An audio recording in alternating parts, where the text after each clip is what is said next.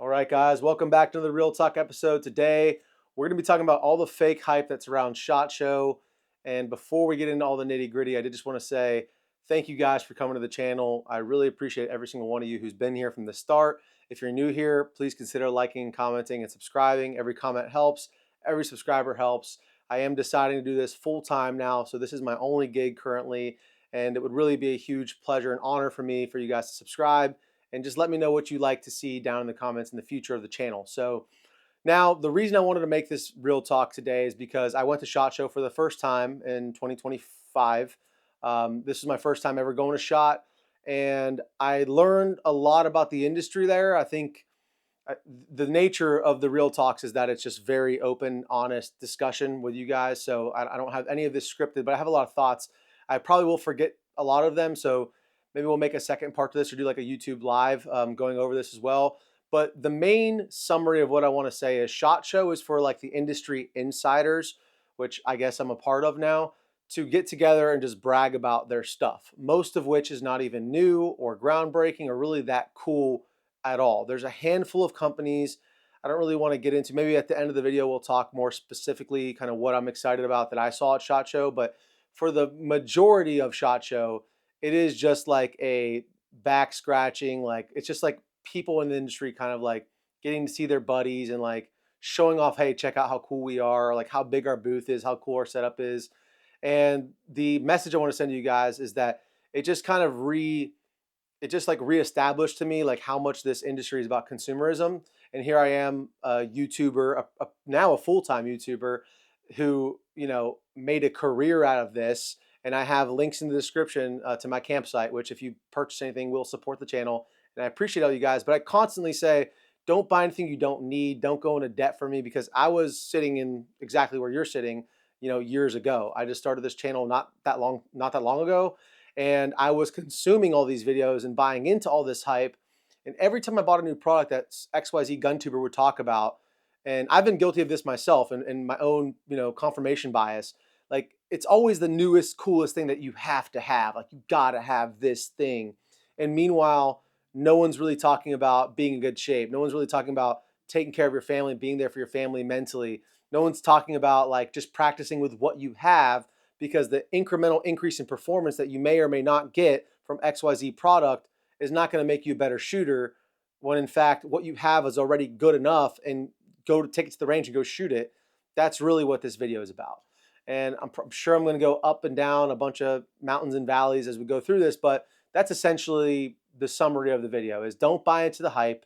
None of this shit is groundbreaking, really. It's pretty much all the same stuff rebranded, with a fancy new small feature on it. But like I'll give you an example of a company, two companies, I guess, that really I like what they came out with. So HK and SIG. I was not that long ago making fun of SIG MCX Gen 1 and Gen 2 owners, because the SIG MCX Gen 3 comes out. I have two of them now. One I paid for, one that was sent to me by Brownells. Big shout out to Brownells, biggest sponsor of the channel. So with that being said, I was making fun of all these Gen 1 owners because they're not forward compatible, and like you guys are probably crying right now. Meanwhile, HK has now come out with their A4, which I am now crying about, because I paid for both HK rifles behind me, the MR556 and the MR762, completely decked them out with Geisley rails, Geisley triggers. I mean, law folders on. I mean, I decked them out with everything you could imagine on them. But then HK comes out with the A4, which has an adjustable gas block and ambi controls on the lower, which again, is it that big of a game changer? No, but do I want it? Absolutely, because I have a problem. And that's why most of you are probably here consuming this content. Like I never used to watch, again, here's my ADHD. I never really watched movies or TV. I never watched like late night SNL. No one watches TV anymore. I would watch like 1911 Syndicate and Mil Spec Mojo and all these gun tubers, Hop and Brass. And those guys were my entertainment. Those guys were my movie stars, so to speak. I'd put them on my TV and sit down and just binge the content, the gun content that I crave so much. And so here I am sitting there making fun of SIG owners, 6 months ago, and now I'm in the same position. So that's an example of one thing that, again, HK finally brings to the civilian market, which is awesome, right? But I guess most of these gun review videos, most of the videos I do, I would say I would push more towards the new shooter who doesn't own a pistol, doesn't own a rifle, because if you're considering, if you already have a Daniel Defense Mark 18 10.3 inch barrel, is it really going to make you that much better to buy the 11.5 Geisley? And in the past, I would argue, yeah, you need a tool for every job. But meanwhile, I was spending all my money on guns and not spending it on ammo and training and finding a way to, make my life, have more freedom in my life and more free time to dry fire and go to the range and build that community around me of friends that I could train with, which is far more important to your survivability or being less of a liability than the extra, zero point 0.7 inches or, inch point 1.3 inches rather you get on that 11.5 inch, right? Don't ask your wives about those inches if they matter, right? All jokes aside, it really is incremental improvements. There's really haven't been this huge innovation. I will say the one thing that I think was an absolute game changer, speaking of barrel lengths on 5.56 guns, is the Federal, what do they call that? Peak alloy, I believe it's called. The Federal Peak alloy. And talk about a disappointment. I spoke to a gentleman at Federal. I won't name his name. I don't remember it, but I have his card somewhere. And I said, Bill Guys, came out with this video where he loaded, one after another, brass case versus peak alloy case, 5.56 ammo.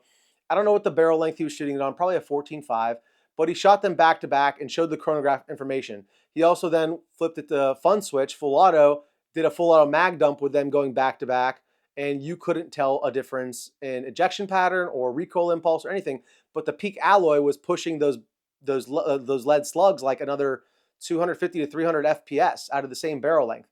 That's a complete game changer. That eliminates a lot of this conversation for these other calibers that are coming out to fill the gap of the shortcomings of the 5.56, where we're talking about a 5.56 11.5 5.56 gun is effective out to 400 yards, let's say, or 500 yards. Well, now we're talking about getting the same effective velocity out of an 11.5 that you would out of a 14.5. That's a huge game changer, in my opinion. Or a 14.5 having the same ballistic performance as a 20-inch barrel. Don't quote me on that. I don't know exactly, again, what the grain weights of the bullets were, but that's a pretty substantial. That's a pretty substantial improvement over previous capabilities with the 5.56. So out of everything I saw at SHOT Show, I think peak alloy from Federal. And the reason I said it was very disappointing because the guy looked me dead in my eyes and told me that he does not see anytime in the near future or maybe potentially ever bringing that peak alloy in the 5.56 to the civilian market because there's been an extremely high interest in the federal government, in the military, wanting those capabilities. And so they don't see how that would come to the civilian market anytime soon, were his exact words. And I understand from a manufacturing perspective, building a new manufacturing facility costs, tens of, if not hundreds of millions of dollars, and the investments that take and the time it takes to do all those things. But he looked me dead in my eye and was like, dude, why would we even, like, what do you mean we're offer it to the civilian market? And I was being very blunt with him. Like, look, I believe if you offer it to the government, you need to offer it to civilians. That's the way the Second Amendment was written and intended to be read. And that was one example of a game changer, but then immediately my expectations were crushed. And obviously they're offering that caliber or that casing, that cartridge, that technology in the 7mm backcountry, which they released with Geisley and their backcountry King Hunter rifle, which looks cool. That looks like a really cool bolt action gun. But again, it's a bolt action rifle, the cartridge being the more innovative of the two. But everything Geisley does is top notch. So I'm a Geisley fanboy. I'll never say anything bad about them. I will if there are bad things to say, but typically, I don't really have anything negative to say about them. I think they're about the best bang for the buck on the market today. But outside of that, that real true innovation, there were other things I was definitely excited about. As you guys know, I actually met one of my favorite YouTubers, one of my favorite new YouTubers, which is Mountain Mullets America. Great dude. Check out his channel if you haven't already. So shout out to him. But I've always been passionate, and this is the reason I found his channel so valuable, about stretching the capabilities on my rifles and pushing things out the distance. Because I luckily have RPR down the street, or it's about an hour and a half away, but still close enough I could drive to it. And they have distances out from 0 out to a mile long, and not a lot of people have that. But it's long range shooting has always been my favorite thing to do. It's just a little cost prohibitive in the cost of ammo for 308 ammo, which I typically have been the caliber of choice for shooting long range, and also the drive is pretty far. But I've been very excited about the MRGG program, the mid-range gas gun, the MRGG S, which Geisley won with their 20-inch 6.5 barrel. But other companies came out with their own MRGG S, and also the MRGG A, which also stemmed from that, again, the MRGG solicitation. A standing for assaulter, so it's a 14.5 inch 6.5 gun. A buddy, Steven of mine, actually, longtime subscriber in front of the channel, that's actually his 16 inch 308 barrel back there on the LMT. I believe it's that side. Yep, LMT back there, which is a new thing you'll probably be seeing on the channel very soon. Very excited about that. But that's his 16 inch 308 barrel. Steven actually has a 14.5 from Ballistic Advantage cut down by D. Wilson Manufacturing.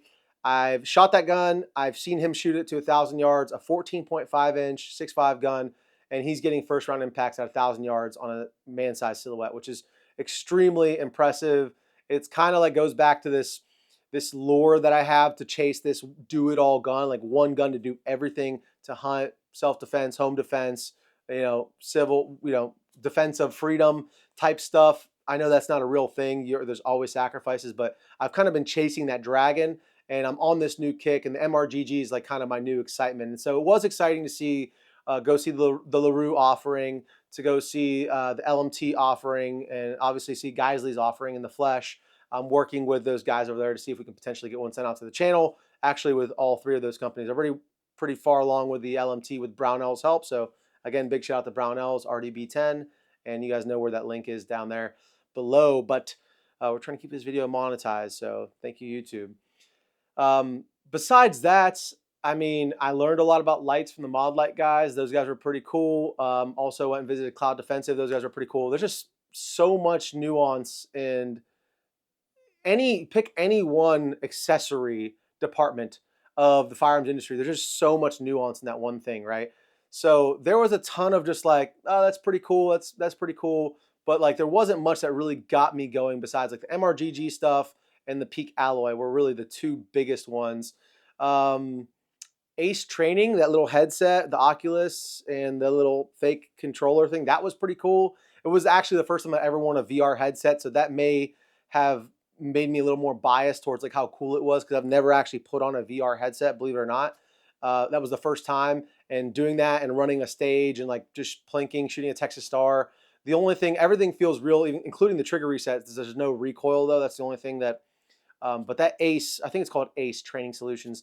That was pretty cool and a little bit mind blowing, because I put that headset on and then I kind of forgot where I was, even though I was in the Staccato booth, which was like nuts to butt. Like you couldn't even move in that booth. It was kind of nuts, pun intended. But I did it again. But that booth was incredibly packed. I don't know. I mean, the HD is cool, I guess, but again, not that much. So you created a 2011 that takes Glock mags, that no longer has the grip safety. Like, yeah, it's cool, but like if you already have a Staccato, like just go shoot your Staccato. Or if you have a Glock, just go shoot your Glock, bro. Like you'll be like, listen to everything Ben Steger says about that. You'll be a way better shooter shooting what you have than obsessing. But we all obsess. We all work hard for our money, and it's nice to have a nice new shiny toy and thing, something to work towards. So don't get me wrong. I'm not shaming people for buying stuff with their money. Like, hey, ball out, homie. Like, I love it. Use my codes. I really appreciate it. But also for those of you who were in my boat and who are in my boat, who like living, modestly, I'll say, like, don't put yourself in debt, or don't sacrifice in other areas of your life, like taking care of your family, or taking that trip, or taking your wife out to dinner because you think you need XYZ product. You don't need it. We're just master marketers. These companies are really good at marketing. They build really good relationships with all these influencers, and myself included. But I'm not tainted like a lot of the other influencers are. I do accept product, but most of the manufacturers I accept product from, I do not have a discount code with.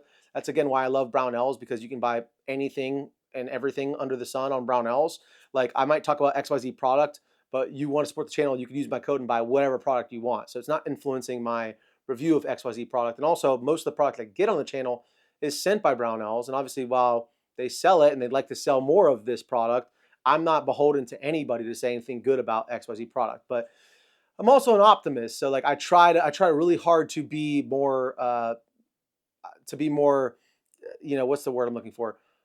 To find problems where I really don't see as a huge issue for myself, but someone else may view as an issue. I forget what the word is. Somebody let me know down below. It's always in the real talks where I have these brain farts, like when there's no edits, no cuts. It's how it always goes. But yeah, SHOT Show was interesting. I went completely by myself.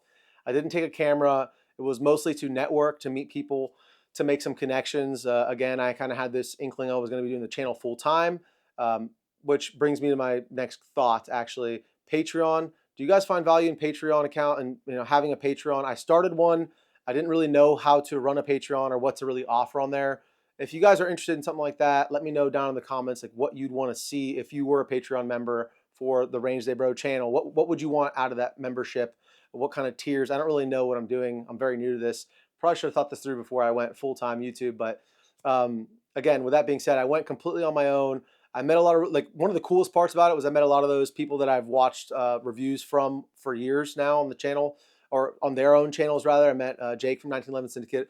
I had met Chris a while ago, but I met Jake. I met Milspec Mojo. I met a handful of others as well. I met Christian Craighead. He was in a little bit of a weird mood. He wasn't really down to talk, which I could imagine.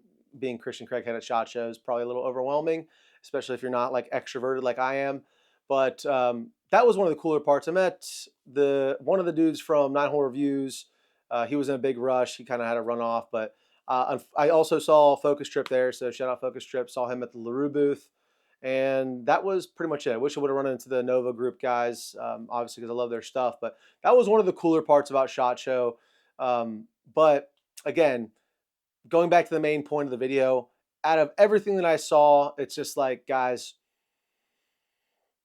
it's more of the same. What you have in your safe will be way more capable than anything you buy that's new and shiny if you just put the time into what you already have. So that's the moral of the story, I suppose. I probably could have said that in a YouTube short instead of dragging it on this long, but I'm trying to think if there's anything else that like really caught my attention that I really loved. The phased array, I believe it's called, or phased array is there's a new gas port technology, which not a lot of people know about, from Geisley. And the way it's been described to me is it's kind of like multiple gas ports in the barrel. That's also very cool. I haven't shot it, but allegedly it reduces the felt recoil like by certain percentage rather. And I'm pretty interested in that. Again, another Geisley shout out there. Didn't visit the Daniel Defense booth. From what I understand, nothing new there. LWRC had some cool stuff. All the guys at Orion Training Group always use LWRC in all their courses they got, and they shoot it more rounds than me per year, which is saying quite a lot. Those guys run LWRC. They love them. They're 12.5s. They're 12.7s rather. So I check those guys out, try to get something going with those guys to get some of their product in my hands and reviewing those. But again, I think that's the vast majority of what I saw was just more of the same. I did try to get an ammo sponsor. That was one of my big objectives of trying to get the SHOT Show, get an ammo sponsor for the channel, because that is one of my biggest barriers to making videos and making more consistent videos, because the round counts are so high, it just gets so expensive, and the return on the affiliate links just isn't there. It's a net loss right now. So with that being said, I'm hoping that I can get an ammo sponsor here shortly. If anyone is watching this video that works for an ammo company and wants to sponsor the channel, I'd love to work with you guys. But with that being said, love you guys. Thank you so much for allowing me to do what I love for a living now. Hopefully, we'll see. If you stop seeing videos, then obviously it didn't work out. But hopefully we can keep this going long into the future. I appreciate every single one of you guys. There is a way right now on YouTube to give money like a Patreon, which I feel very slimy and weird asking for. But if you want to, if you have it, there's a way to do the super thanks down below the video. It's kind of like Patreon, but right here on YouTube. So if that interests you and you have it, and again, I would greatly appreciate that. But again, save your money, invest in things that matter to you, that will get you closer to your ultimate life goal. If your dreams don't scare you, they're not big enough. That's a cliche, but it's true. This has been a lifelong dream of mine, and it's crazy that I'm kind of finally diving into it and doing it, as they say, whole hog. So I'm really excited to keep that going. But again, links are in the description, guys. Liking, commenting, subscribing. I really, really appreciate every single one of those guys. Until next time, I love you. Stay safe. Take care.